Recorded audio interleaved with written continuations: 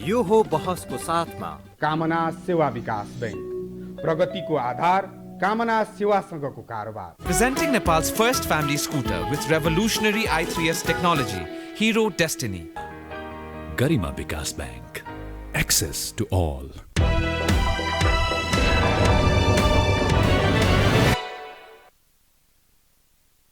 नमस्कार, यो बहसमा म यहाँहरूलाई हार्दिक स्वागत गर्दछु। जीवराम भण्डारी। आज यहाँहरू सामुन्ने उपस्थित हुनुहुन्छ गोपाल किराँती। उहाँ अध्यक्ष हुनुहुन्छ नेकपा माओवादीका। हामीले उहाँलाई अलि पहिले बुझ्दा नेकपा माओवादी केन्द्रका अध्यक्ष भनेर बुझ्दथ्यौँ। सर्वोच्च अदालतको फैसला र निर्वाचन आयोगले पछि दिएको निर्णय पश्चात उहाँको त्यो नेकपा माओवादी केन्द्र भन्ने पार्टी भुस भयो। अब उहाँसँग म आज यी यावत यस्ता विषयहरू छन् जो राजनीति आफ्नो बुताले गर्ने कि कहाँ प्रवेश गर्यो भन्ने लगायतका विषयसहित समसामयिक ताजा पछिल्लो अवस्थालाई समेत केन्द्रमा राखेर विविध विषयहरू उठान गर्ने प्रयत्न गर्नेछु। सर्वप्रथम म उहाँलाई स्वागत गर्छु। स्वागत छ यहाँलाई। तपाईँ खारिएको व्यक्ति, अनुभवले पनि परिपक्व हुनुहुन्छ, मन्त्रीको जिम्मेवारी पनि निर्वाह गरिसक्नुभयो। जब पुष्पकमल दाहाल प्रचण्डजीले नेकपा एमालेसँग उहाँले पार्टी एकता गर्नुभयो अर्थात् एकीकृत भयो, तपाईले विद्रोह गर्नुभयो। विद्रोह यस मानेमा प्रचण्डले गरेको राजनीतिक निर्णय उपर तपाईको विमति रह्यो। कतै न कतै यो उहाँले सरेन्डर गर्नुभयो, आफ्नो विचार वैचारिक पक्षधारलाई छोडेर उहाँ विमुख हुनुभयो भन्ने पनि सायद तपाईले त्यो धारणा पनि राख्नु भएको थियो होला। अब प्रचण्डजी फेरि नेकपा माओवादी केन्द्रकै अध्यक्ष भइसक्नुभयो। तपाईको नाममा थियो त्यो पार्टी, तर तपाईको नाम तपाईको दाबीलाई सर्वोच्च अदालत र निर्वाचन आयोग मिलेर भुस बनाइदिए। अब प्रचण्डजीसँग तपाईको सम्बन्ध र एमाले पक्ष उपर तपाईको जुन विगतको धारणा थियो, माधव नेपाल र केपी ओली, माधव नेपाल पक्ष, माधव झलनाथ पक्ष भनौँ, र केपी ओलीजी अलग स्थितिमा प्रवेश गरेपछि तपाईको धारणा के छ सुनाउ न। मैले यो भुस बनाइदिएको कुरा पनि यसकारण मैले उठान गरेँ, राजनीति तपाईहरूको बुतामा छैन भन्ने अर्थ लाग्छ। राजनीति भनेको चाहिँ त्यो निर्णायक हैसियत राख्ने मानिसले गर्ने राजनीति हो।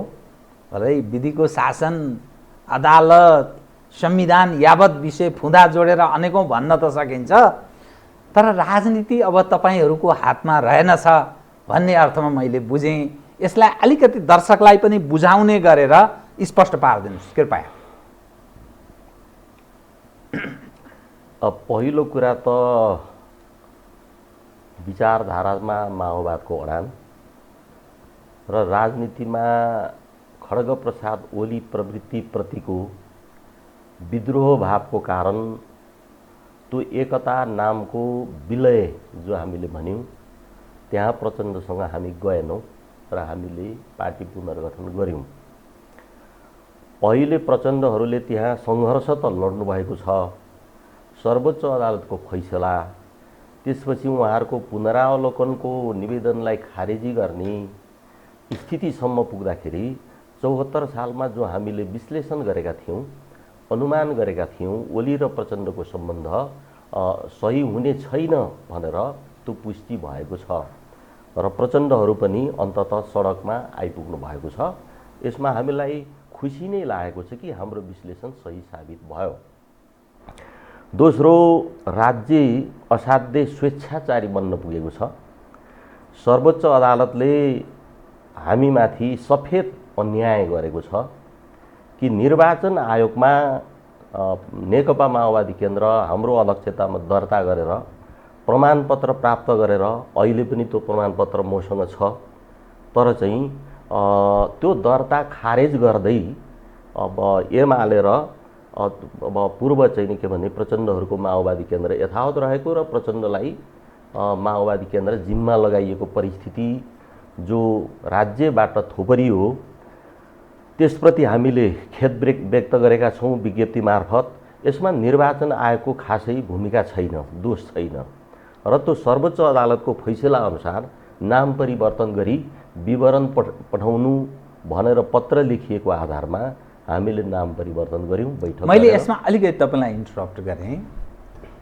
निर्वाचन आयोग एउटा संवैधानिक अङ्ग जसलाई अर्धन्यायिक निकायको रूपमा पनि हेर्न सकिन्छ, किनभने कतिपय निर्णयहरू ऊ आफैले गर्छ, त्यो सोधपुछ पनि गर्नु पर्दैन। तपाईँलाई त्यत्रो समयसम्म तपाईँ यसको अध्यक्ष हो भनेर जुन जिम्मेवारी दियो, अनि पछि फेरि होइन तपाईँले त नपाउनु हुने पो रहेछ भनेर जुन एउटा संस्थाले जुन काम गर्यो नि, कस्तो महसुस गर्नुभयो तपाईँले त्यसो गर्दा? अब निर्वाचन आयोग राज्यको निकाय हो, तर सर्वोच्च अदालत फेरि माथि हुन्छ। सर्वोच्च अदालत अब कानुन 4वटा निकायबाट बन्ने गर्छ अथवा 4 प्रकारको कानुन छ, त्यसमध्ये एउटा सर्वोच्च अदालतको व्याख्या या नजिर भन्ने गरिन्छ। त्यसलाई संवैधानिक आयोगहरूले काट्न मिल्दैन। त्यस अर्थमा निर्वाचन आयोगले हाम्रो चाहिँ नै रक्षा गर्न सक्दैन थियो, उसले अदालतको फैसला अनुसार गर्यो। ल अदालतलाई निर्वाचन आयोगलाई क्षम्य भयो रे होइन। तर तपाईँहरू जो राजनीति गरेका व्यक्ति हुनुहुन्छ नि,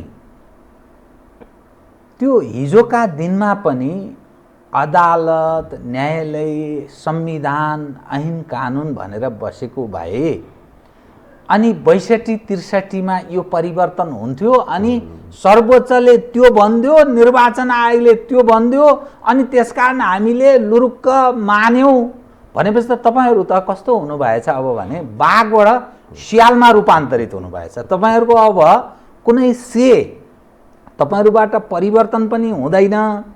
अरूले जे भन्यो ऐन कानुनले त्यो भन्छ, कसो गरौँ त भन्नुको अर्थ त सिद्धिनुभयो भन्ने अर्थ लाग्यो नि त। हामी सिद्धिएका छैनौँ र हामी सिद्धिने कुरा पनि हुँदैन।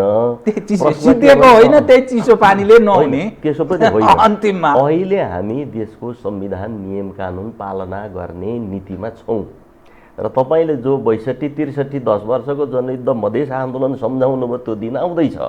राज्यका आउँछ त्यो। अब तपाईँलाई चिरिप झ्याप पराइसके, अब प्रचण्डजी त त्यस्तो भइसके मुसा जस्तो। अब तपाईँ कता उहाँ कता, एमाले छिन्न भिन्न। अब यो त सब तपाईँको राजनीति नै कसको हातमा गयो पत्तो नहुने स्थितिमा पुगिसक्यो। राज्यका निकायहरूको र अधिकारीहरूको खास गरी सरकारको रवैयाले त्यो विद्रोहको परिस्थिति निर्माण गर्दैछ। नेकपा माओवादी नामाकरण हामीले गऱ्यौँ, केन्द्र हटायौँ र चाहिँ नै यो चाहिँ अब निर्वाचन आयोगमा यो नाम रहेनछ, सो त हामीले पाउने भएर त्यसरी विवरण पठाएका छौँ र अब हामी नेकपा माओवादी भयौँ केन्द्रबाट। अब केन्द्र छोडिदिनु भयो, माओवादी चाहिँ हुनुभयो। अब कुन दिन अर्कोले फेरि के भन्छ फेरि हटाइदिन्छ। अब त्यसको निम्ति त हामीसँग दुईटा, एउटा त चाहिँ नि अब निर्वाचन आयोगले भनेअनुसार विवरण परिवर्तन गरेर विवरण पेश गर्ने, अर्को अदालतमा पुनरावलोकन गर्ने चाहिँ ठाउँ थियो। अदालततर्फ नजाउँ भनियो, किनभनेदेखि त्यहाँ न्याय पाइन्न। अस्ति नै हामीलाई सफेद अन्याय गरिसकिएको छ। अहिले प्रचण्डहरूको पुनरावलोकनको परिस्थिति हेर्दा हामीलाई त्योभन्दा झन् खराब गर्थ्यो। त्यसो हुनाले हामी त्यता गएनौँ र चाहिँ अब एकपटक सर्वोच्च अदालतको अन्याय खप्ने साहस गऱ्यौँ हामीले। आत्मसमर्पण कि साहस हो यो? हामीले बहादुरीका साथ साहस अघि बढ्नलाई पछि हट्नुपर्छ। भेडाका साँडहरू जो लड्छन् धेरै पछि हटेर अनि त्यहाँबाट चाहिँ जुत्छन्। अघि बढ्ने र पछि हट्ने तरिका हुन्छ। अहिले अघि बढ्नुको औचित्य थिएन तपाईँको चाहिँ। र राजनीति गर्नेहरूको भूमिका के त भन्दाखेरि खोजी गरिरहेछ, खोजी भइराखेको छ। विप्लवजीले एक ढङ्गले खोज्दै हुनुहुन्थ्यो, उहाँ आउनुभयो र चाहिँ हामी यहाँबाट खोजी गरिराखेका छौँ। अब बाबुरामको पनि खोजी भइराखेकै छ। यता माधव नेपाल चाहिँ नि के भने झलनाथहरूको खोजी भइरहेछ, प्रचण्डहरूको खोजी भइरहेछ, वैद्यहरू सबैले हामी खोजी गरिरहेछ। यति बेला हेर्दा भूमिका खोजीमा खोजी चाहिँ के गरिरहनु भएको छ? यो जति मानिसको नाम लिइरहनु भयो तपाईँहरूले, के खोजिरहनु भएको छ उहाँहरू? अब हामी अथवा तपाईँ आफै पनि? अब हामी माओवादी, पूर्व माओवादी र सम्पूर्ण कम्युनिस्टहरूको बिचमा महाध्रुवीकरण गर्नु पर्यो भनेर हामी लागेका छौँ।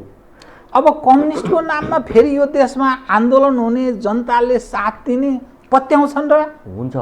कसरी हुन्छ किनभने बताउनुहोस् त। काङ्ग्रेसले गर्दैन, ओली कम्युनिस्टले गर्दैन त हामी कम्युनिस्टले गर्छौँ। जस्तो तपाईँलाई भन्नु एक्सपोज भएन भने यहाँ कम्युनिस्टहरूको मूलत दुईवटा आकर्षक नारा। एउटा कम्युनिस्ट भनेका देशभक्त हुन्छन्, मैले यो अरूलाई पनि यो प्रश्न उठान गर्ने गरेको छु। अर्को गरिब दिनदुखीका लागि राहत प्रदान गर्ने, त्यसलाई हेर्ने पक्ष हो यो भनेर गरिबहरू, तन्नम मानिसहरू, अति पछाडि परेका दलित विभिन्न खाले व्यक्तिहरूले समर्थन गरेर यो सङ्गठित जत्था बन्यो। संसारमा कमजोर अवस्थामा भए पनि यहाँ ती गरिब तन्नम दुखी मानिसले साथ दिएर यो स्थितिमा प्रवेश गरे। तर तिनको सुनवाई भएन। अहिलेसम्मको स्थिति हेर्दा कम्युनिस्ट, काङ्ग्रेस, पञ्चको एकाले स्थिति रह्यो। तर कम्युनिस्ट र काङ्ग्रेस र अरू खाले जो प्रतिस्पर्धात्मक राजनीतिमा लागि परेका नेपाली समाजका छन्, केही भिन्न रहेनछ भन्ने प्रमाणित भइसक्यो। अब कसरी साथ दिन्छन् बताउनुहोस् त।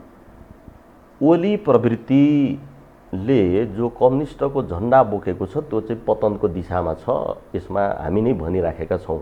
तर ओली नै मात्रै सर्वाधिक बलियो ओली नै देखिया छ। शक्ति आर्जन गर्दै गर्दै गइरहेछन्, साधन स्रोत सब प्रयोग अहिले भएर हुँदैन। राणा शासन कति बलियो थियो, पञ्चायत कति बलियो थियो, त्यो त परिवर्तन भयो, फेरि चाहिँ नि त्यो बलियो रहेन यथास्थितिमा। त्यहाँ प्रश्न के भने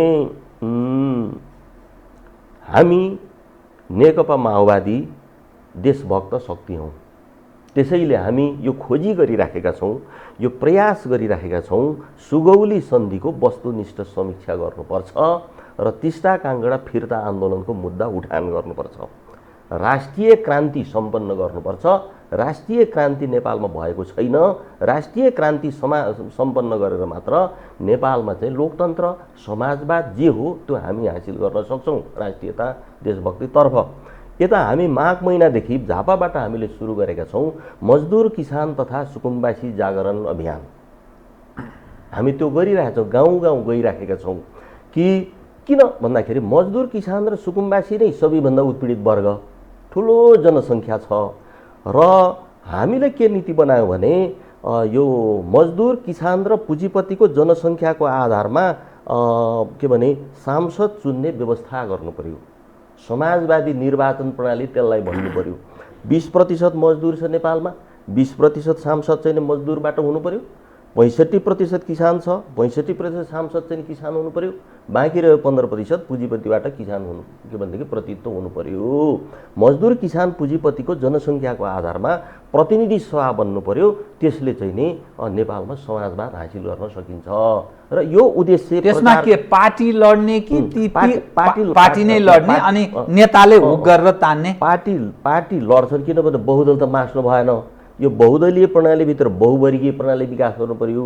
बहुवर्गीय प्रणालीबाट त्यो 20 र 65 चाहिँ तपाईँको 85% श्रमिकहरू हुन्छन्, श्रमिक वर्गको त्यो सत्ता हुन्छ। तर जसुकै पार्टीबाट भए पनि त्यसले मजदुरको र किसानको हितमा काम त गर्नु पर्यो। त्यसमा त्यो तपाईँले जुन कन्सेप्ट फ्लो गर्ने प्रयत्न गर्नुभएको छ नि, त्यसमा तपाईँहरूले ठानेको सामन्त, दलाल, अलि नोकरशाह प्रवृत्तिका पोलिटिकल पार्टीहरू प्रतिस्पर्धा गर्न पाउने कि नपाउने? कोही पार्टीलाई अहिले प्रतिबन्ध लगाइहाल्न त सकिएन त। जनतालाई जस्तो हामीले चाहिँ नि 60 सालमा हामी सँगै हुँदा 21औं शताब्दीको जनवादको विचार ल्याउँदा प्रचण्डले त्यो बेला लेख्नु भएको प्रतिवेदनमा के भनिएको छ भने राज्य सत्तामा आम जनसमुदायको निगरानी, नियन्त्रण र हस्तक्षेप सुनिश्चित गर्नुपर्छ भन्ने थियो। त्यो विकासतर्फ उहाँहरू लाग्नु भएन। हामीले विकास गऱ्यौँ। त्यो सुनिश्चित गर्ने चाहिँ के भनेदेखि विधि के हो भने समाजवादी निर्वाचन प्रणाली। त्यसो हुनाले कुनै पार्टीले राम्रो चाहिँ के भने छान्यो भने उसले श्रेय पाउँछ, नराम्रो छान्यो भने उसले श्रेय पाउँदैन, क्रमशः त्यो हुँदै जान्छ। र यो प्रचारको लागि समेत मजदुर, किसान, सुकुम्बासी जागरण अभियान हामीले गर्दैछौँ र मजदुर, किसान, सुकुम्बासी श्रमिक महासङ्घ पनि निर्माण गर्दैछौँ। उसको जनसङ्ख्याको आधारमा राजनीतिक अधिकारको आन्दोलनको निम्ति हामी गर्दैछौँ र प्रयत्नशील हामी छौँ। त्यसो हुनाले कम्युनिस्ट सिद्धिएको छैन। गत वर्षतिर विचार गरियो, सिद्धियो, बदनाम भयो कम्युनिस्ट।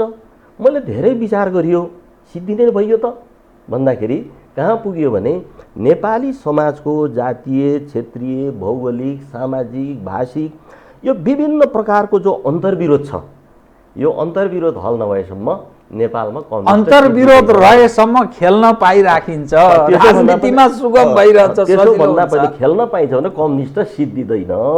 यो अन्तर्विरोध चाहिँ हल भएपछि सिद्धिए पनि अब नोक्सान भएन, हामीलाई समस्या भएन।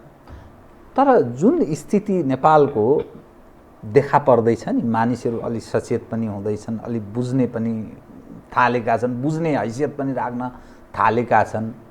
तपाईले राष्ट्रवादको कुरा गर्नुभयो, सुगौली सन्धिको पनि कुरा गर्नुभयो। 12 बुँदे दिल्ली सहमतिमा गौरव गर्नेले त्यो भन्न सुहाउँछ भने यो जो तपाईहरू जुन कुरा गरिरहनु भएको छ नि, हामी देशभक्त हौँ, मुलुकको हितको हामी कुरा गरिरहेछौँ जो भनिरहनु भएको छ नि, 12 बुँदे दिल्ली सहमति गर्ने अनि फेरि देशभक्तिको कुरा गर्ने, त्यो काहीँ न काहीँ त्यो बृहत नेपालको पनि जो कल्पना तपाईँले गर्नुभयो नि, त्यस्तो कल्पना गर्ने पत्याउँछन् दुनियाँले। दुईटा कुरा छ। पहिलो कुरा, छिमेकी साट्न मिल्दैन। भौगोलिक अनुकूलता र नेपालीहरू धेरै ठुलो सङ्ख्यामा भारतमा मजदुरी गरिराखेको हुनाले भारतमा उठबस हामीले गऱ्यौँ।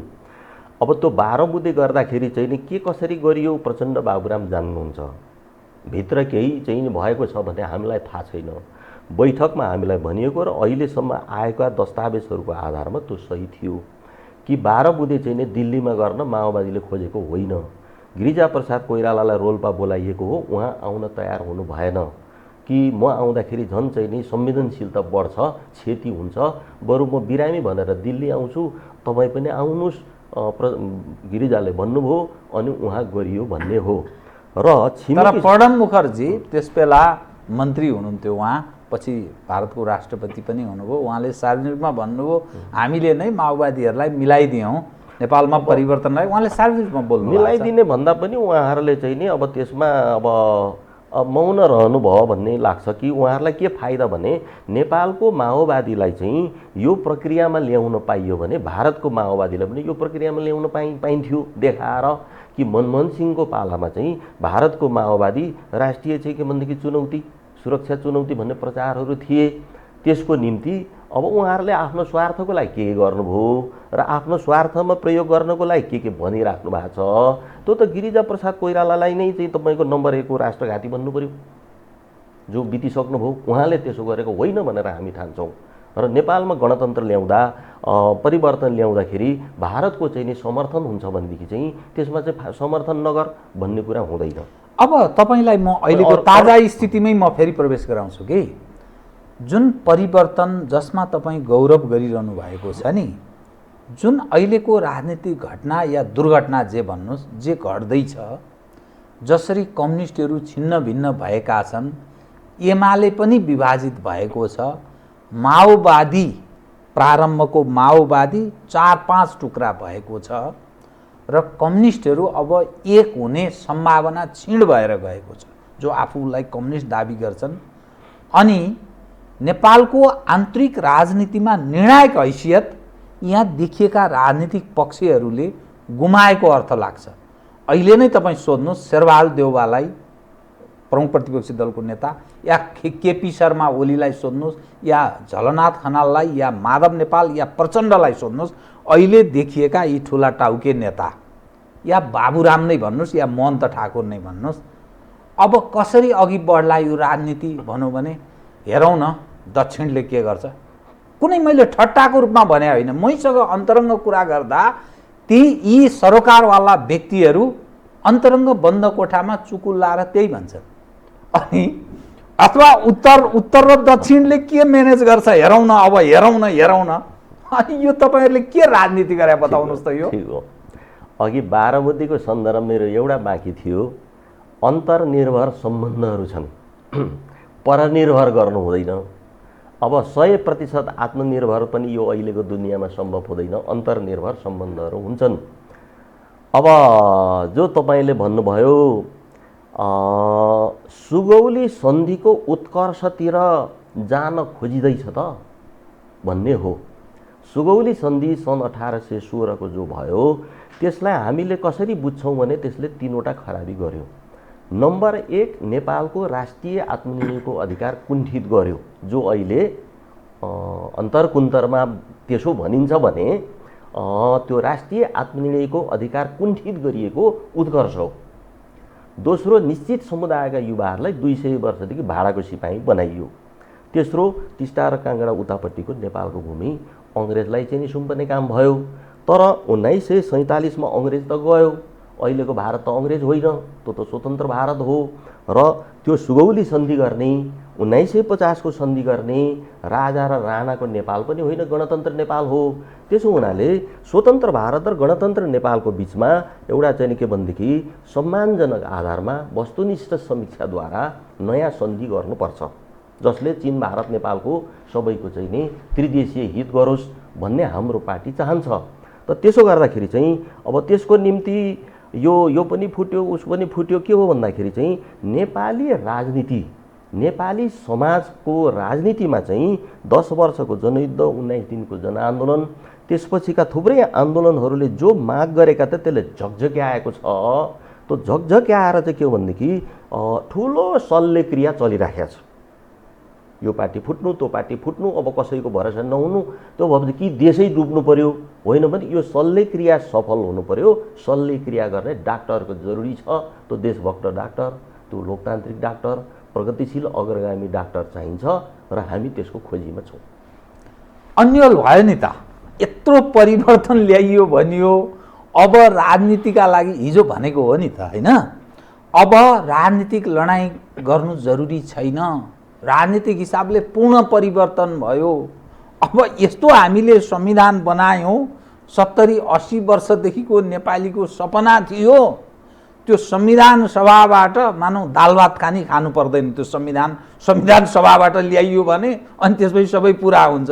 सामान्य मानिसलाई पनि त्यही पाठ पढाइन्थ्यो र संविधान पनि जारी भयो। अब फेरि यहाँ प्रवेश, अब यो निरन्तर नेपालीको थाप्लोमा खालि लडाइँ, कुट्ने, काट्ने, मर्ने, मार्ने, मराउने, अनि निरन्तर फेरि परिवर्तन, अर्को ठाउँ, अर्को प्रवेश, यो विचित्र भएन भने यो कसरी चल्छ? यो हामी चाहन्छौँ राजनीतिक परिवर्तनको निम्ति, आर्थिक परिवर्तनको निम्ति, नेपालको राष्ट्रिय स्वाधीनताको संरक्षणको निम्ति फेरि रगत बगाउन नपरोस्। हामी चाहन्छौँ रगतको मूल्य हामीले बडा गहिरोसँग बोध गरेका छौँ।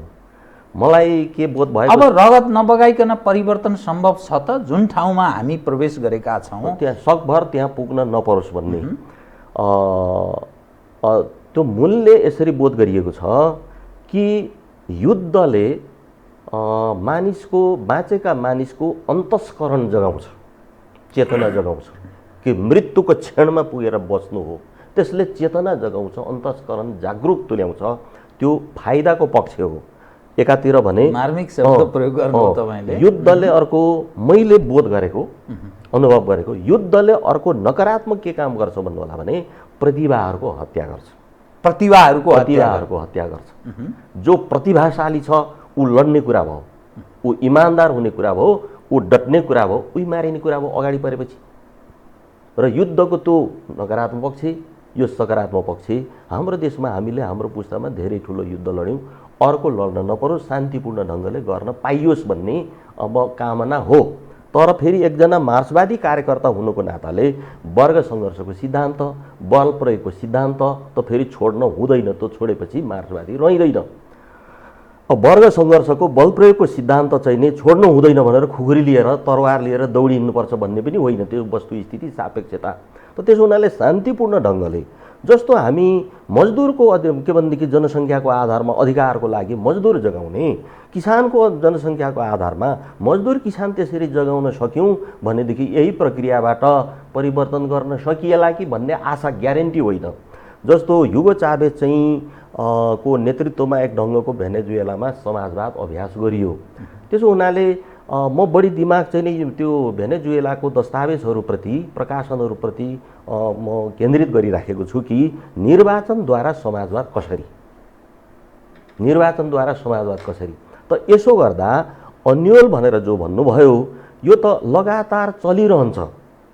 अब हामी ले वस्तुलाई दुई खण्ड गरेर हेर्नु पर्यो। जीवन र मृत्यु सँगसँगै हुन्छन्, रात र दिन सँगसँगै हुन्छन् भने जस्तै दुई खण्ड गरेर हेर्नु पर्यो कि अब राजतन्त्र नेपालमा देशको धेरै ठुलो भूभागमा ट्र्याक्टर पुग्दैन थियो भने गणतन्त्र नेपालमा हिमाली गाउँपालिकाहरूमा समेत ट्र्याक्टर पुग्यो। त्यो स्थानीय तह पुनर्संरचनाको आधारमा हो। 800 जिल्लाको नयाँ नेपाल बनाउनुपर्छ भनेर 65 सालमा हामी राज्य पुनर्संरचना मन्त्री हुँदा विचार ल्याइयो। विरोध सिरोध भए, रुखमाङ्गत कटुवाल प्रकरण, अब सरकार छोड्नु पर्यो। तर पछि यो संविधान बनिसकेपछि जो आयोग बन्यो स्थानीय तह पुनर्संरचना, त्यसले हामीलाई पनि अब धेरै पटक सुझावहरू लिए र 753वटा स्थानीय तह बनेका छन्। हिजोको गाविसभन्दा बलिया, जिल्लाभन्दा चाहिँ अलिकति तलको र त्यो स्थानीय तपाईले सोचेको जस्तो झन्नै त्यो 800 वटा प्रदेशको झन्नै त्यसको निकटको स्थिति हो। भयो वस्तु त त्यो भयो त भइ तपाईँले कोरोना प्रकोपको जो स्थिति भयो चाहिँ नि सामना गर्नु पर्यो, गाविसले त्यो व्यवस्थापन गर्न सक्दैन थियो। केन्द्र र प्रदेश सरकार त गफ लाएर बसे, भ्रष्टाचार गरे, तर सबै व्यवस्थापन स्थानीय सरकारले गर्यो। बिचरा जानी नजानी, सकी नसकी उसले गरे हो त्यो व्यवस्थापन। त्यसो हुनाले केही स्रोत तल पुग्यो, केही साधन, केही चाहिँ नि त्यो एकजना खरदारले चलाउने गाविसको ठाउँमा शाखा अधिकृतहरू त्यहाँ पुगे। कतिपय महानगरपालिकामा त उपसचिवहरू होलान्, सहसचिव को होलान्। त त्यसो गर्दाखेरि प्रशासन पनि अलिकति त्यहाँ पुग्यो र त्यसलाई अझै अधिकार पुगेको छैन भनेर चाहिँ हामी भन्छौँ। हामी के भन्छौँ भने राज्यको 70% बजेट र समाजवाद कार्यान्वयन दायित्व स्थानीय तहमा हस्तान्तरण गर्नुपर्छ। त्यसो गर्दाखेरि त्यो स्रोत साधन र स्वायत्त अधिकार सम्पन्न हुन्छ। विकास निर्माण त्यहाँ गर्नु छ, रोजगारी त्यहाँ खडा गर्नु छ। केन्द्र र प्रदेशलाई किन चाहिँ धेरै अधिकार चाहियो, बजेट चाहियो। हामीले यो 2 वर्षदेखि यो नीति बनाएर आइराखेका छौँ। भर्खरै नगरपालिका सङ्घको भेलामा अब नगर प्रतिनिधिहरूले 70% बजेट स्थानीय तहमा चाहियो भनेर माग गरिदिनु भयो। प्रधानमन्त्री ओली आगो उगल्नुभयो। तब स्थानीय तहको प्रतिनिधि र केन्द्र सरकारको बिचमा अन्तर्विरोध सुरु भयो। हाम्रो नीतिले काम गर्न थाल्यो। त्यसो हुनाले गाउँ गाउँ जान बाँकी छ। अब हामी जान्छौँ, अरू पनि जान्छन्। र मैले भन्न खोजिराखेको माओवादी, पूर्व माओवादी र सम्पूर्ण कम्युनिस्टहरूको बिचमा ध्रुवीकरण गर्नु पर्यो। यो वृहत ध्रुवीकरणको कुरा गर्नु तपाईले, त्यो सम्भावना छ। अब प्रयास गर्ने, अब नाच्ने दम्फु भन्ने हुन्छ। तामाङ प्रचण्डजीहरूसँग, विप्लवजीहरूसँग तपाईँले केही कुरा गर्नु भएको छ यो पछिल्लो समयमा? अनि माधव नेपालजीहरूसँग सम्पर्क भयो? माधव नेपालहरूसँग चाहिँ भएको छैन। पहिला त धारणा बनाउनु पर्यो। अब दम्फु भन्ने एउटा चाहिँ बाजा हुन्छ तामाङ समुदायको, दम्फु बजाउने भन्ने जस्तो हुन्छ हैन। अब त्यो धेरै त नाच्ने मान्छे भएपछि बजाउने हो, तर नाच्ने मान्छे आँगनमा भएनन् भने पनि बजाइन्छ। त्यसो हुनाले चाहिँ कोही अब नाच्न आए भने पनि बजाउने, नआए पनि महाध्रुवीकरणको दम्फु चाहिँ हामीले बजाइराख्नुपर्छ। कस्तो लाग्छ भने हामी गाउँ खाने कथा चाहिँ के भनेदेखि खेल्दै आइयो। चैत 3 गते 4वटा पार्टीलाई पत्र लेखियो, वैद्य, विप्लव, बाबुराम, प्रचण्डलाई। के लेखियो भने अब हामी एक खाले धेरै आफ्नो प्रकारको समाजवाद भन्छौँ, वैद्यले जनगणतन्त्र भन्नुहुन्छ। त्यसो हुनाले समाजवाद र जनगणतन्त्रको राजनीतिक कार्यक्रममा छलफल गरौँ लेखियो। त्यसपछि अब प्रचण्डको तर्फबाट मातृका यादव छलफलको निम्ति खटाइयो र खटाइएपछि हामीले भन्यौँ ओलीसँग फेरि झुक्ने हो कि होइन।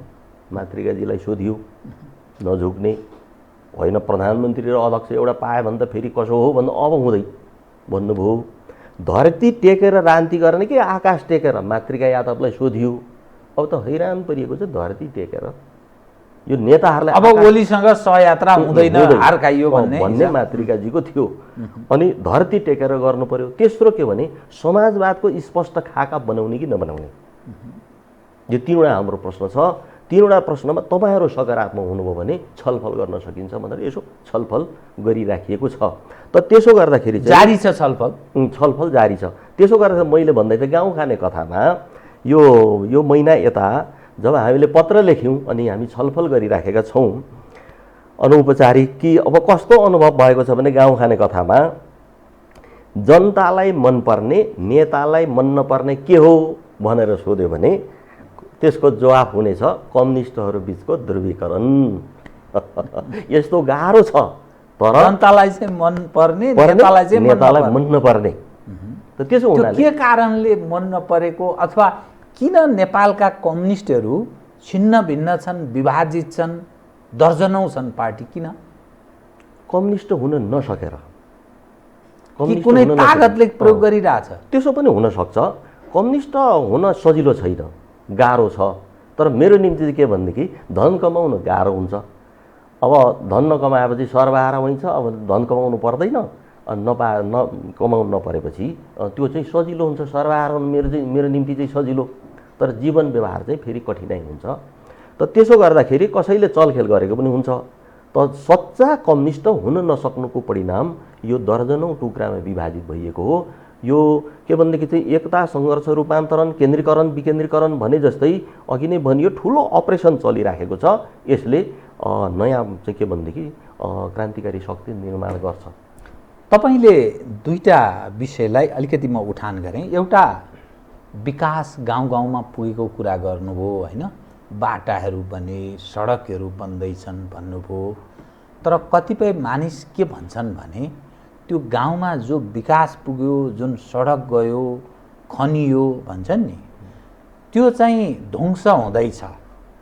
बाटोहरू त्यो डोजर चालक इन्जिनियर छ, जैविक विविधता समाप्त हुँदैछ, खण्डहरको रूपमा गाउँ परिणत हुँदैछ, भ्रष्टाचार जन्य गतिविधि, केन्द्रको जुन रोग थियो सिंहदरबारको रोग गाउँमा प्रवेश गरेको छ, साधन र स्रोतको व्यापक दुरुपयोग भएको छ र कार्यकर्ताका लागि त्यो गुजाराको आधार भएको छ र राजनीति वैकल्पिक आम्दानीको स्रोत भएको छ। त्यसकारण यस्तो विकासले साँचो मानेमा विकास हुनेवाला छैन। यो परनिर्भरता झन् बढेको छ। गाउँ गाउँका मानिस विदेश गएका छन् गुजाराका लागि। उद्योग धन्दा सम्पूर्ण चौपट छ, उत्पादन समाप्ति छ, भएका रुखपात पनि ध्वंस लडाएर केही बाँकी छैन। डोजरले पहिरो भूस्खलनको खतरा बढोत्तरीमा छ भन्छ नि त। यस्तो खाले जो विकास छ र भ्रष्टाचार पनि त्यही रूपमा बढेको छ भन्छ। यसलाई के भन्नुहुन्छ त बताउनुहोस्। चेक एन्ड ब्यालेन्स छैन, अख्तियार यही हो, संरचनाहरू त्यही हो, जिल्ला प्रशासन कार्यालय त्यही हो, कार्यकर्ताको कर्मचारी तन्त्र भएको छ, अनि के हुन्छ? अब विकासको नाममा प्रक्रियामा विनाश भएको छ भने जनचेतना जागरुक गर्न पर्यो। हामी त भन्छौँ जनदिशा ऐन निर्माण गर्नु पर्यो। के ठिक के बेठिक भनेर छुट्याउने जिम्मा जनतालाई सुम्पर्नु पर्यो। एउटा त्यो भइसकेको छैन। तर ऊर्जाशील जन जुन छन् नि, मैले कुरा काटेँ, ठिक छ, मैले भन्दै 70-75 लाख त विदेशमै छन् हो। एक खाले यो पार्टीको दलभित्र दलवादी भएर हिँडेका छन्। त्यो ब्लाइन्ड छ। त्यो जे गरे पनि नेताले गरेको मात्रै ठिक देख्दछ, अरू देख्दै देख्दैन। कर्मचारी बोल्नै सक्दैन। अनि के भयो? त्यो विदेशमा गएका युवाहरूकै लागि चाहिँ नि 70% बजेट स्थानीय तहमा चाहिँ नि के भनेदेखि हस्तान्तरण गर्नुपर्छ हामी नेकपा माओवादी भन्छौँ। अर्को चाहिँ नि अब त्यो विनाश रोक्नको लागि हामीले उपाय खोज्नु पर्यो। पूर्वाधार त चाहियो। अब पञ्चायती कालमा चाहिँ नि जब यो टेलिभिजन, नेपाल टेलिभिजन खुल्यो, अब राजाले भनेको महाबानीको रूपमा भनेर त्यहाँ नारा लगाइयो विकासको लागि सञ्चार। कुरो ठिकै हो। तर विकसित मुलुकहरूमा युरोपबाट जो मोटर बाटो सडकहरू खनिए विकासको लागि सडक, पछि चीनले बढी त्यसलाई प्राथमिकता दिएको छ। विकास गर्नु छ भने सडक भनेर सडक त पुर्याउनु पर्यो, पुगे त्यहाँ।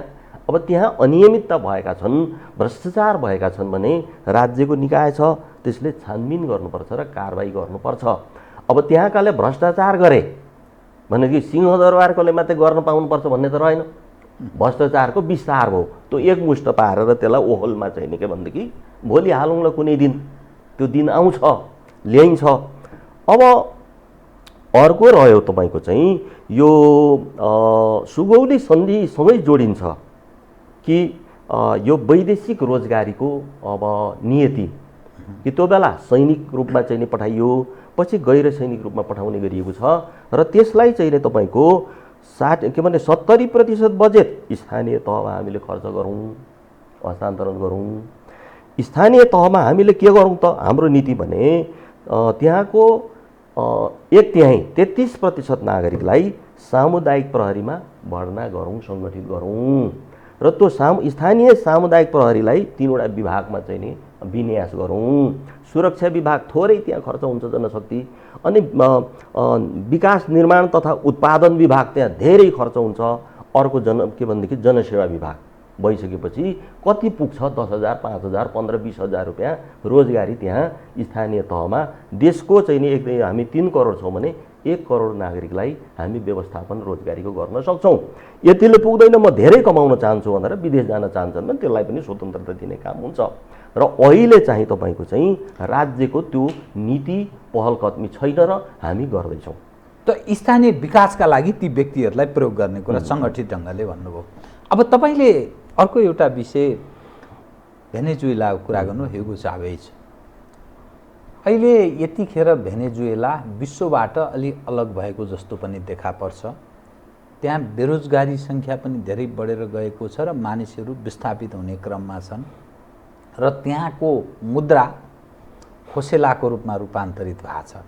गलत उदाहरण दिनुभयो नि तपाईँले, भेनेजुएलालाई एउटा उदाहरणको रूपमा किन दिनुभयो? बुद्धको दर्शनमा अनित्य बोध भन्ने एउटा वाक्य छ। यो सबै अनित्य बोध हो। अब यसलाई मार्क्सवादमा ल्याएर हेर्दाखेरि ऐतिहासिक द्वन्द्ववाद भन्ने हुन सक्छ। हिजो जे थियो त्यो फेरि हुने छैन, दुरुस्तै हुने छैन। अहिले जे छ यो भोलि हुने छैन। यो लगातार चाहिँ नि के बदलिरहन्छ र यो के भने अर्को भाषा भन्दाखेरि विच्छिन्न प्रवाह। र ह्युगो चावेजको पालामा जो थियो चाहिँ नि के भनेदेखि भेनेजुएला, अहिले त्यो छैन, स्वाभाविक हो। र अहिले जो सङ्कट उत्पन्न भएको छ त्यसको व्यवस्थापन गर्ने त्यहाँको सरकार र जनताको कुरा हो। र अमेरिकाले जो बढी दुःख दिइराखेको छ, अमेरिकासँग कसरी सामना गर्ने त्यहाँको जनता र सरकारको कुरा हो। साम्राज्यवाद विरोधी राजनीतिक दलको कार्यकर्ता हुनुको नाताले भेनेजुएलामाथि हस्तक्षेप गर्ने अमेरिकी साम्राज्यवाद मुर्दाबाद, भेनेजुएलाको राष्ट्रिय स्वतन्त्रता जिन्दाबाद भनेर मैले नारा दिन्छु। अनित्य बोध होइन, तर जहाँ जहाँ तपाईँहरू जुन कल्पना गरिरहनु भएको छ नि, क्युबाको उदाहरण दिने गर्नुहुन्छ, कोरियाको दिनुहुन्छ, अनि भेनेजुएलाको पनि दिने गर्नुहुन्छ होइन। तर ती देशहरूको अवस्था राम्रो छैन कि, त्यसकारण यो कम्युनिस्टहरूप्रति आकर्षण कसरी सम्भव छ? छिमेकी देश भारतमै पनि त्यत्रो 30-35 वर्ष मार्क्सवादीहरूले पश्चिम बङ्गालमा राज्य गरे कि त्यहाँ नेतृत्व उनीहरूको रह्यो। तर अहिले कहाँ 0 जस्तो अवस्थामा छन्, भूमिका कुनै छैन। त्रिपुरामा 25 वर्ष झन्नै उनीहरूले गरे। यो प्रतिस्पर्धात्मक राजनीतिमा शून्यमा परिणत हुँदैछन्। यसरी हेर्दाखेरि किन यो हकीकतमा परिणत भयो र मार्क्सवादीहरू अथवा मार्क्सवाद 21औं सदीमा यो असान्दर्भिक रहेछ, अवैज्ञानिक रहेछ। यो इन्फर्मेसन टेक्नोलोजीको जुन युग छ र जुन उपभोक्तावादी समाज छ, प्रतिस्पर्धाको युगमा यो असान्दर्भिक भयो भन्ने अर्थ लाग्दै गएको देखिँदैन भने म फेरि दोहोर्न चाहन्छु, अन्यथा नमानियोस्। अब त्रिपुरा, पश्चिम बङ्गाल, भारतको जो चर्चा गर्नुभयो यसमा पनि अनित्य बोध नै सही हो। हिजो थियो, अहिले छैन, भोलि हुन्छ। अब यो विज्ञान प्रविधिको सन्दर्भमा त आइन्स्टाइन जो अल्बर्ट आइन्स्टाइन सापेक्षतावादका चाहिँ प्रवर्तक, आइन्स्टाइनको सापेक्षतावाद भनेको के हो? माओ सेतुङले अन्तर्विरोध भन्नुभयो, त्यो भनेको के हो भन्दाखेरि आइन्स्टाइनको सापेक्षतावाद र माओ सेतुङको अन्तर्विरोध भनेको दर्शनमा मार्क्सको द्वन्द्वात्मक भौतिकवाद नै हो।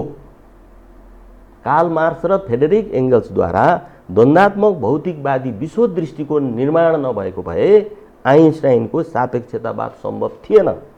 त्यस अर्थमा आइन्स्टाइन चाहिँ के भनेदेखि भौतिक शास्त्रमा, भौतिक विज्ञानमा आइन्स्टाइन पनि मार्क्सवादी हुन्।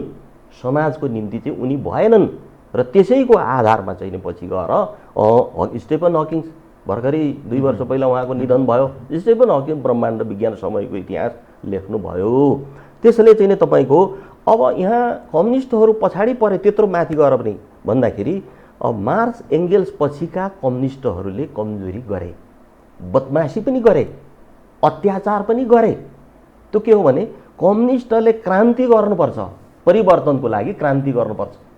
क्रान्ति गर्न छाडेर राज्य गर्न लागे कम्युनिस्टहरू। राज्य गर्ने होइन कम्युनिस्ट भएपछि। ओली अहिले राज्य गरिराख्नु भएको छ नि, त प्रशासन त गर्ने हो, तर परिवर्तनको लागि साम्यवादसँग पुग्नको लागि क्रान्ति गर्नुपर्ने कम्युनिस्टले राज्य गर्न थालेपछि बिग्रियो। यो कुरा मजदुर किसानहरूले बुझ्दैछन् र चाहिँ प्रविधिको जो विकास भयो यसमा पनि मार्क्सवादको चाहिँ योगदान छ। र अब यो प्रविधिलाई हामी कम्युनिस्टले कसरी बुझ्ने होला भनेर हामी के भन्ने कि अध्ययन गरिराखेका छौँ। र पुँजीवाद चाहिँ कहाँ सफल भयो त कि 7 अरब मानिसमध्ये 82 करोड मानिस 24 घन्टामा एक छाक खान पाउँदैनन्। भारतमा मात्रै 22 करोड मानिस चाहिँ नि तपाईँको चाहिँ नि एक छाक खान पाउँदैनन्, भोकै सुत्नुपर्छ तिनीहरू। पुँजीवादले चाहिँ कहाँ हल गर्यो? उसको आफ्नो लागि न गर्यो, तर आमको लागि त गरेन। त्यसो हुनाले चाहिँ तपाईँको धेरै चाहिँ के भनेदेखि उसले त समस्या थोपरेको छ।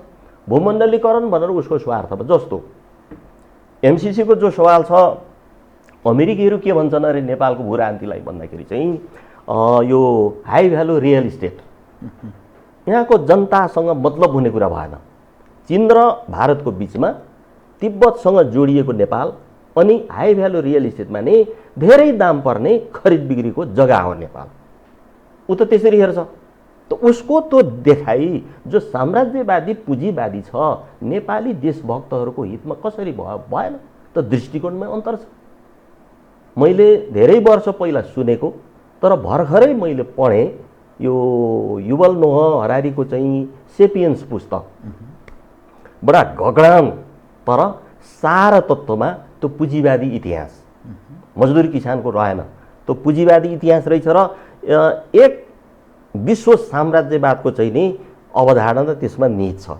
त्यसो हुनाले बाराक ओबामाले पनि अच्छा भनेर चाहिँ लेखिदिया रहेछन्। र त्यस्तो सामग्री अब मार्क्सवादीहरूले पनि तयार गर्न जरुरी छ। मैले भनिदिउँ तपाईँको टेलिभिजनबाट, त्यसैले यो अध्ययनको क्रममा ब्रह्माण्डीय विचारधारा निर्माण गर्नुपर्छ भनेर, मार्क्सवादलाई ब्रह्माण्डीय विचारधारामा उठाउनुपर्छ भनेर भर्खरै मैले विचार केन्द्रित एउटा पुस्तक प्रकाशन गरेको छु, ब्रह्माण्डीय विचारधारा, नयाँ कम्युनिस्ट अन्तर्राष्ट्रियको प्रस्तावित आधारपत्र। त्यो मैले निश्चित मानिसहरूलाई अध्ययन गर्न बजारमा पनि दिएको छ। हामीले विकास गर्नु पर्यो। अब पुँजीपतिलाई साम्राज्यवादले सरापेर मात्रै पनि भएन, आफू तन्दुरुस्त हुनु पर्यो। हामी त्यो दिशामा छौँ। तर यो जुन 21औं सदी भन्छ नि, प्रतिस्पर्धाको पनि युग हो, एक अर्कामा निर्भर रहेको विश्व त्यस्तो अवस्थामा छ। कम्प्लिट विश्वबाट अलग रहेर एक्लै केही गर्न सक्ने स्थिति पनि छैन। विश्वमा अहिले साँचो कम्युनिस्टहरूको हकीकत सायद त्यस्तै अवस्थातर्फ उन्मुख छ। कतिपय मानिस क्युबालाई उदाहरण दिने गर्छन्, कतिपय मानिस उत्तर कोरियालाई उदाहरण दिने गर्छन्। र चीन जसरी विकास गरिरहेको छ त्यो आफूलाई कम्युनिस्ट देशको रूपमै व्यवहार त उसले त्यो विकास सम्भव भएको होइन, उसलाई अलिकति त्यहीँको उदार अर्थनीतिले काम गर्यो भनेर पनि भनिन्छ। नेपालको सन्दर्भको कुरा गर्दा तपाईले एउटा कुरा भन्नुभयो बडा महत्त्वपूर्ण। जब बदमाशी हुन्छ, जब अत्याचार हुन्छ, अनि कम्युनिस्ट हौँ भन्नेहरू क्रान्ति गर्न छोडेर जब राज्य गर्न थाल्दछन् अनि समस्या सिर्जना गर्दछ। नेपालको सन्दर्भमा कम्युनिस्ट भएर बदमाशी पनि गरेका छन्, अत्याचार पनि गरेका छन्, अनि क्रान्ति छोडेर यही राज्य चलाउने अर्थात् राज्यको दोहनमा पनि लागेका छन्। अब यो मानिसको मनस्थिति हो, मस्तिष्क हो। एकपटक उनीहरूमा छाप परेपछि अब कहाँ त्यो तपाईहरुलाई सम्झिरहन्छन् र मानिस त अर्को भइसक्यो नि, हैन? यो बदलिरहन्छ। मैले पनि फेरि पनि भन्छु। र क्युबा दोस्रो पटक पनि तपाईले प्रसङ्ग उठाउनु भएकोले आफ्नो खुट्टामा उभिएको छ। शिक्षा र स्वास्थ्यमा विश्वकै नम्बर 1 समाजवादी मुलुक हो क्युबा। उत्तर कोरिया अमेरिकाको चाहिँ नि प्रहारसँग लड्नको निम्ति हाइड्रोजन बम अथवा तोप लिएर बसेको छ आफ्नो राष्ट्रिय प्रतिरक्षाको निम्ति। अब चीनले हाम्रो त्यहाँ धेरै भन्नु छैन, पुँजीवादी ढङ्गको भए पनि 1.5 अरब मानिसको व्यवस्थापन गरेको छ। र त्यो BRI जसरी अगाडि बढाएको छ त्यसले चाहिँ नि यो संयुक्त राष्ट्रसङ्घको के भनेदेखि मातहत भनेको छ सबै देशको आफ्नो मूल्य मान्यता सार्वभौमिकता के भनेदेखि स्वतन्त्रताको सम्मान गर्दै चाहिँ भनेको छ र त्यसो हुनाले त्यसले एक ढङ्गको नयाँ विश्व निर्माण गर्न खोज्दैछ। नेपालभन्दा त चीन धेरै अगाडि चाहिँ भइहाल्यो। चीनको जति मात्रै भए पनि हामी त नाचिहाल्नु पर्थ्यो, साम्यवादमा अब क्रमशः जाँदै गरिन्थ्यो र त्यसबाट सिक्ने। अब त्यसो हुनाले चाहिँ नि यो विश्वमा अब नाम मात्रै किन नहोस्, ओली भन्दा त सी जिनपिङ त चाहिँ महान चाहिँ कम्युनिस्ट हो आफ्नो देशको लागि जनताको लागि जो त्यहाँ गरिराखिएको छ। अब नयाँ चन्द्रमा बनाउने, नयाँ सूर्य बनाउने, उहाँदेखि लिएर चाहिँ कस्तो कस्तो रेल चाहिँ नि अब अति तीव्र गतिको रेल चाहिँ के भनेदेखि अहिले प्रयोगमा रहेको, चन्द्रमामा चाहिँ के भनेदेखि मान्छे के भने त्यो मेसिन पुर्याएर केही रोप्ने कामहरू गत वर्ष गरिएको थुप्रै कामहरू जो भइराखेको छ त्यसबाट पनि हामीले सिक्ने कुरा भयो। त त्यसो गर्दा अब कम्युनिस्टहरू चाहिँ असफल हुन्छन् भने अब तपाईको चाहिँ अब त्यो जनताको नोक्सानीको कुरा हो। तर जसरी ज्याक डेरिडा मरे, अब फ्रान्सिस फुकुयामा मर्छन्, यहाँ पनि त्यसका अवतारहरू छन्, तिनीहरू पनि मर्छन्।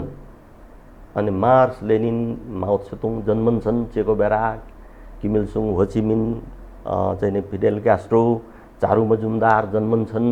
हामीले पनि एउटा योगदानको निम्ति मार्क्सवादलाई चौथो आयामको तहमा ब्रह्माण्डीय विचारधाराको तहमा विकास गर्नुपर्छ कि अबको मार्क्सवादीले यो ब्रह्माण्ड जान्नुपर्छ, नजानिकन मजदुरी किसान बुझिन्न भन्नेमा चाहिँ नि कोसिस गरिराखिएको छ। र यो सङ्कटले, यो अपरेसन चलिरहेको छ, सङ्कटले समाधान निकाल्छ भने जस्तै तपाईको चाहिँ हामी एकदमै आशावादी छौँ, दृढ छौँ।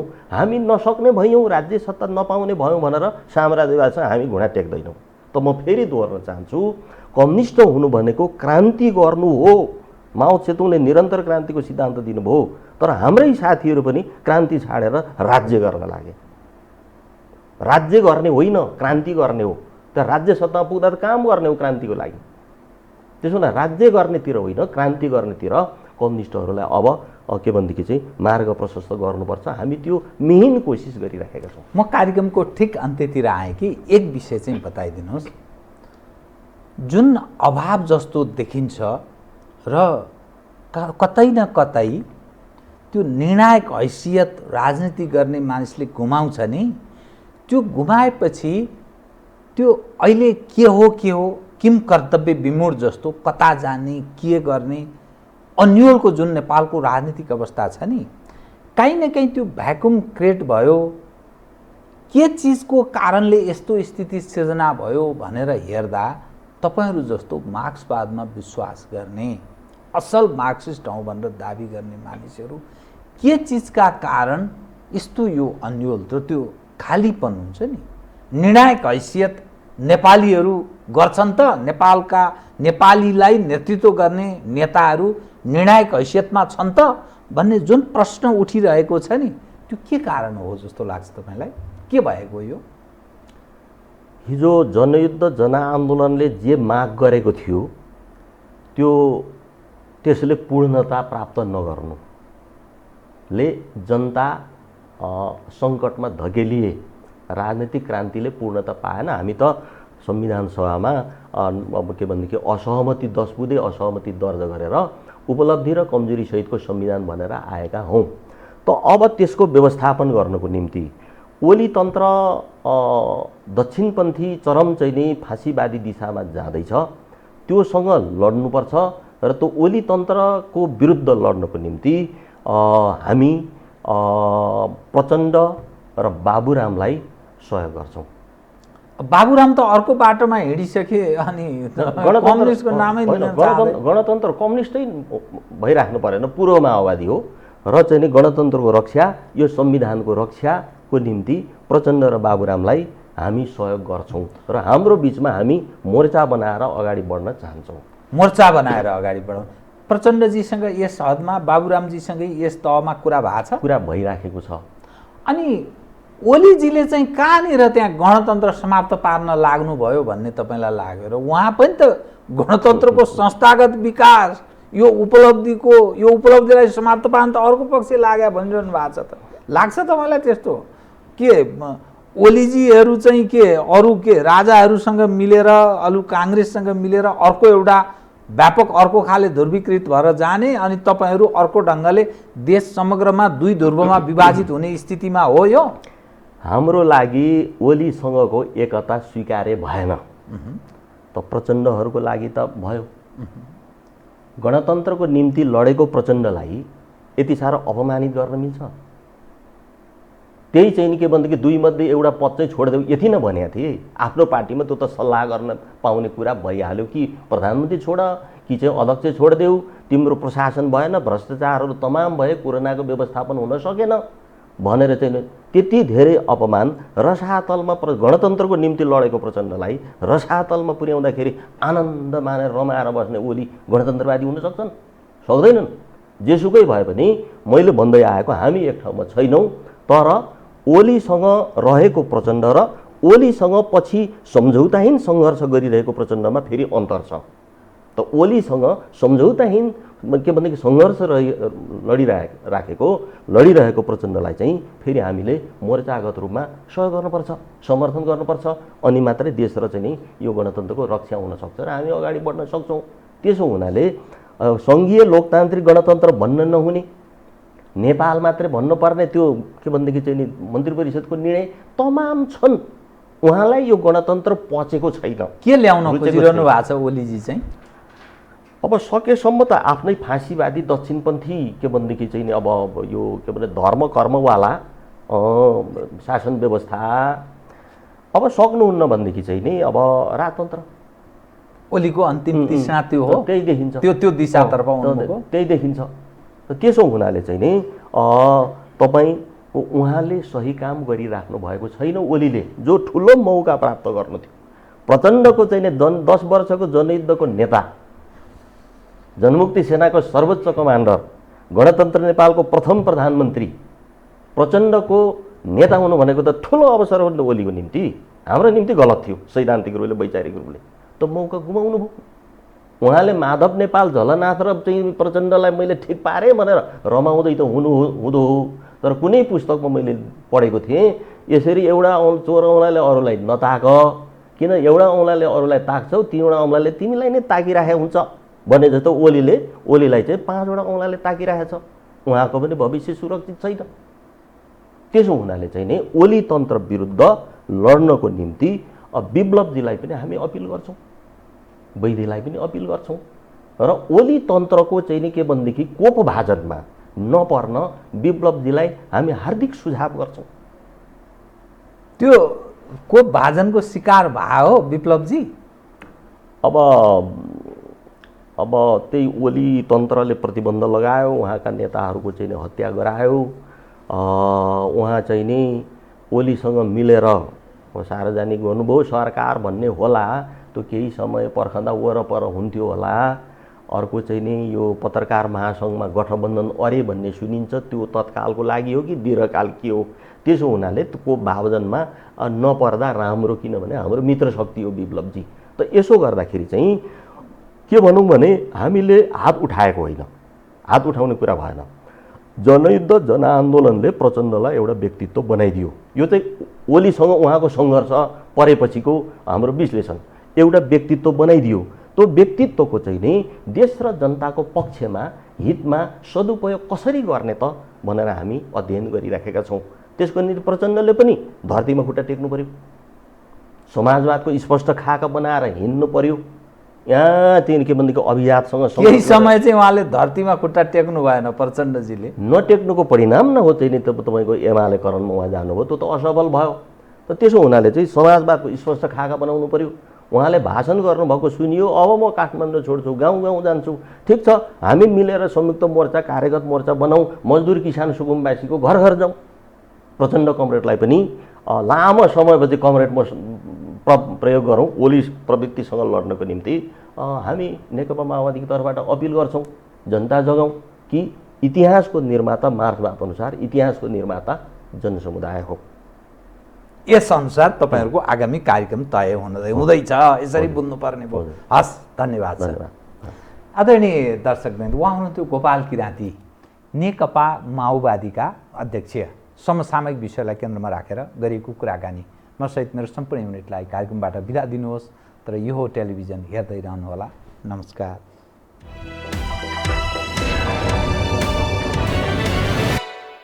यो हो बहसको साथमा कामना सेवा विकास बैंक, प्रगतिको आधार कामना सेवासँगको कारोबार। Presenting Nepal's first family scooter with revolutionary i3S technology, Hero Destiny. Garima Vikas Bank. Access to all.